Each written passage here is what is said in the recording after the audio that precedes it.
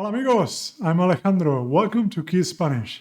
I know that learning sentences like the cat is blue, el gato es azul in Duolingo is quite fun. But today we're going to learn phrases that people actually use, so you can sound more natural when speaking Spanish. Vamos! And remember how we do things here at KeySpanish? We are not a lazy friendly channel, so I'm not just going to give you the sentences straight away. I want you to think first and try to see if you maybe know them already. So, in the sentence, I like Sergio, he's a funny guy. How would you translate that? What would be a natural way of saying this? I'm going to give you part of it. Sergio es un tipo divertido. Careful, because it will not be me gusta. That's not natural with people that you mean that you like in the sense that they are fun to be around. That's better to use Sergio me cae bien. Es un tipo divertido. The verb caer bien works a bit like gustar. So me cae bien is I like him. Me caen bien, I like them. More examples would be te caigo bien. Do you like me? Nos caes mal. We don't like you. Okay? So it works in the sense of the verb gustar with indirect object and subject a bit reversed. And a similar expression or phrase is Sergio and I get along very well. It's similar in Spanish, but the meaning is not. So how would you say that? That is Sergio y yo muy bien. To get along is llevarse bien. So I would say Sergio y yo nos llevamos muy bien. And again, I said it's similar because it works like gustar or caerse bien. So remember, the first one is caer bien. Alguien te cae bien means you like someone. And te llevas bien con alguien is you get along with someone. Let's learn another one, useful phrase. Someone is asking you, ¿te importa si me siento aquí? Do you mind if I sit here? And you reply, not at all. Not at all. How would you say that in Spanish? That is, para nada. ¿Qué va? That's emphatic. You could just say, no me importa, I don't mind. But para nada or ¿qué va is not at all. Quite a bit more intense. And let's learn one more useful phrase. Alejandro is hands down the best Spanish teacher on YouTube. Just for reference, I'm not creating the sentences myself. I'm picking them for what people actually say in the comments, okay? So, Alejandro es el mejor profesor de español de YouTube. Don't translate this literally, hands down, manos abajo. That doesn't make sense. You would say in Spanish, sin lugar a dudas. Alejandro es sin lugar a dudas el mejor profesor de español de YouTube. Gracias, muchas gracias. You could also say sin duda, without a doubt. But sin lugar a dudas, it's also a good option. One more sentence is just so you know. Just so you know. So I'm going to give you three options if you don't know already how to say this in Spanish. Para que lo sepas, quiero informarte, solo me conoces. What would be the right translation to say just so you know? Well, it's para que lo sepas. This sepas is the verb saber, to know, in the subjunctive. Okay? So maybe it's a structure a bit more advanced. So just so you know, supermarkets are closed on Sundays. Para que lo sepas, los supermercados están cerrados o cierran los domingos. And that's actually true for many supermarkets in Spain, which I find quite annoying. Especially Mercadona, which is, by the way, the best supermarket in Spain. So if you are there, don't go anywhere else except on Sundays because it's closed.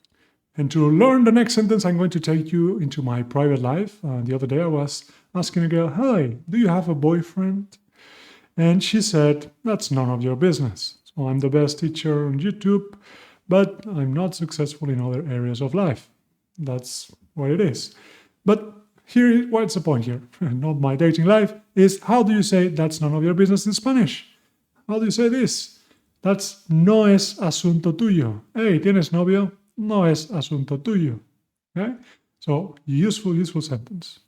Let's learn another one. Make sure to get your wallet just in case you can pay with your phone. So, asegúrate de llevar la cartera. No puedes pagar con el teléfono. So how do you say just in case in Spanish? Well, it's por si acaso or just por si. Acaso, it's not necessarily You can say just por si no puedes pagar, but por si acaso no puedes pagar. It's also a very natural way of saying just in case. And I hope so far you have learned a few useful phrases on this lesson. How do you say so far in Spanish? He aprendido algunas frases útiles. That would be hasta ahora. Hasta ahora he aprendido algunas frases útiles. Another one is by the way. Again, 3 options for you. Por el camino, por cierto, por aquí. What's the correct translation of this sentence? Well, it is por cierto, by the way. And it's not for sure. For sure, it's a very common mistake among my students. It's seguro, seguro o sin duda. By the way, have you subscribed to the channel? Por cierto, ¿te has suscrito al canal? If you haven't already, please do so. It really helps. And that brings us to the last phrase I'm going to share with you today. Alejandro is going to publish a video on how to flirt in Spanish. I'm so excited. So, Alejandro va a publicar un vídeo sobre cómo ligar en español. How do you say, I'm so excited? Okay, this is a tricky question because there are many options. There's just not one correct answer. You can say it in quite a few different ways. So, no puedo esperar. I'm so excited. I cannot wait would be a good way of saying it. But as I said, far from the only one. You could also say, estoy muy emocionado, o me muero de ganas, o tengo muchas ganas. You could say, qué ilusión, o me hace mucha ilusión, o no veo la hora. So many ways of saying that you are excited about something. But what's important is to not say estoy excitado, estoy excitada, because that means I'm horny.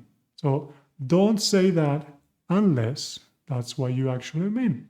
In that case, feel free to say it. So these are 10 sentences that people really use out there in Spanish, and you can add to your vocabulary so you sound more natural. So let's recap what we have learned today. Alguien te cae bien means that you like someone. Te llevas bien con alguien is that you get along with someone. And remember that these 2 verbs, llevarse bien or caer bien, work a bit like gustar. Okay? So, nos llevamos bien is reciprocal, it's a bit different, but quite the same idea. And te cae bien, me caes bien, le caes bien, that's like gustar. So, para nada o que va is not at all. Not at all. It's more emphatic. Sin lugar a dudas, hands down, Alejandro es sin lugar a dudas el mejor profesor de YouTube. Again, that's not what I say, that's from the comments and what people tell me. Para que lo sepas, just so you know, para que lo sepas. Most sentences, no es asunto tuyo, that's none of your business. Por si acaso, just in case. Hasta ahora, and you could also say por ahora to mean so far. And por cierto is not for sure, is by the way. By the way. And we have just learned that I'm so excited could be no puedo esperar, tengo muchas ganas, qué ilusión, and many other ones. I hope you found this lesson useful. If so, please dale a me gusta, es gratis. And to continue learning more words, more vocabulary, and improve your Spanish, you can watch a lesson I did about Spanish verbs that students find confusing. Muchas gracias, soy Alejandro y nos vemos en clase.